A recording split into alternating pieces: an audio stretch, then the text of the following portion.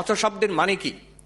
সাধনা চতুষ্টয় সম্পন্ন প্রমাতাধিকারী, সাধন চতুষ্টয় প্রাপ্ত হয়ে বিবেক বৈরাগ্য সমদমাদি ষট সম্পত্তি মুমুক্ষুত্ব লাভ করে তারপরে ব্রহ্ম জিজ্ঞাসা আরম্ভ হয়। তখন উনি বলছেন, এইটা পড়ে আমার মাথা খারাপ হয়ে গেল। আমি ভাবলাম আমার তো কোনো যোগ্যতা নেই, তাহলে এই জীবনে কি আমি ব্রহ্মজ্ঞান লাভ করতে পারবো না, ভগবান লাভ করতে পারবো না? বলে উনি বলছেন, আমি ঘর ছেড়ে বেরিয়ে পড়লাম। আমি পাগলের মতন হাঁটতাম, হাঁটতে হাঁটতে হিমালয়ের দিকে চললেন।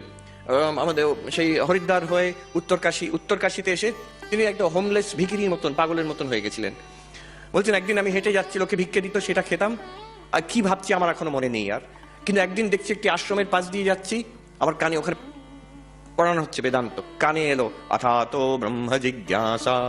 তখন আমার টনক নড়লো, ওখানে গিয়ে বসলুম। তখন ব্যাখ্যা চলছে, বেদান্তের ব্যাখ্যা, ব্রহ্মসূত্রের ব্যাখ্যা। আস্তে আস্তে আমার মন শান্ত হলো। প্রতিদিন গিয়ে ওই আশ্রমে বসে থাকতাম, ওই ব্রহ্মচৈতন্য আমাকে বলছেন।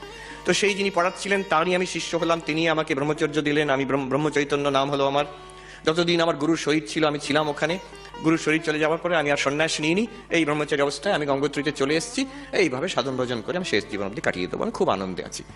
আচ্ছা, উনি কি এইসব বলার কারণ একটা, উনি কি করতেন? সকাল থেকে সূর্যাস্ত অবধি ওই কুটিয়ার সামনে, আমার এখনো চোখে ভেসে ওঠে, ওই সামনে বসে থাকতেন। ওই ধপধপে সাদা দাড়ি, সাদা ড্রেস, আর এই কাঠের একটা বেঞ্চ, সেখানে যোগ বাশিষ্ঠ ওনার কাছে অরিজিনাল সংস্কৃততে ছিল, সেইটার থেকে ইংরাজিতে ট্রান্সলেট করতেন নোটবুকে বসে বসে।